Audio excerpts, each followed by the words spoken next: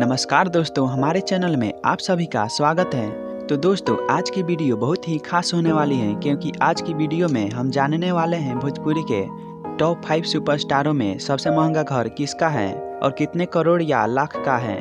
हमारे लिस्ट में शामिल है पवन सिंह, खेसारी लाल से लेकर चिंटू पांडे और कल्लू शामिल हैं। अगर आप भी इनके फैन हैं तो इस वीडियो को लाइक और सब्सक्राइब जरूर कीजिए।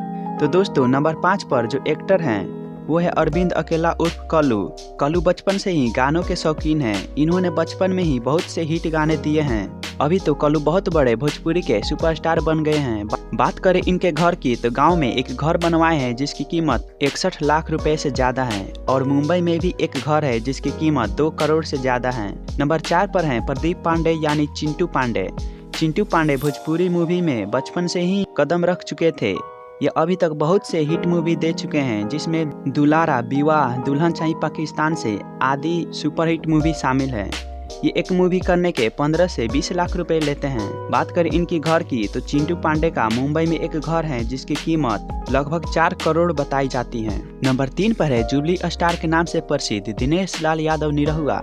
निरहुआ भोजपुरी के सबसे मशहूर एक्टर में से एक हैं। ये भोजपुरी के सबसे शांत हीरो में से एक हैं। अगर इनके घर की बात करें तो उत्तर प्रदेश के गाजीपुर में एक घर है जिसकी कीमत 1 करोड़ 15 लाख रुपए है। गोरखपुर में भी एक घर है जिसकी कीमत 45 लाख रुपए है और मुंबई में एक फ्लैट है जिसकी कीमत 3 करोड़ रुपए है। नंबर 2 पर है पवन सिंह।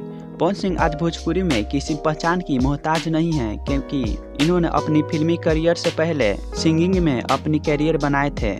पावर स्टार पवन सिंह भोजपुरी के सबसे बड़े सक्सेसफुल एक्टर हैं। अगर इनके घर की बात करें तो बिहार के आरा जिले में एक बंगला है जिसकी कीमत 2 करोड़ है और मुंबई में भी एक घर खरीदे हैं जिसकी कीमत 3 करोड़ रुपए है। हमारे लिस्ट के नंबर 1 पर है खेसारी लाल यादव। खेसारी लाल भोजपुरी में सबसे प्रसिद्ध एक्टर में से एक हैं। इनकी सॉन्ग और मूवी ज्यादातर हिट और ट्रेंडिंग में चलती हैं, इसलिए ये हिट मशीन या ट्रेंडिंग स्टार के नाम से जाने जाते हैं। बात करें इनके घर की तो गाँव में एक घर है जिसकी कीमत 40 लाख से ज्यादा है और मुंबई में जमीन खरीद के घर बनवाए हैं जिसकी कीमत 4 से 5 करोड़ रुपए है। बताया जाता है कि बिहार में एक घर बनवा रहे हैं जिसकी कीमत 5 करोड़ रुपए है। अगर आपको हमारा वीडियो अच्छा लगे तो हमारे वीडियो को लाइक करके हमारे चैनल को सब्सक्राइब करके बेल आइकन ऑल पर प्रेस करें ताकि हमारी आने वाली वीडियो आप तक पहुंचती रहे।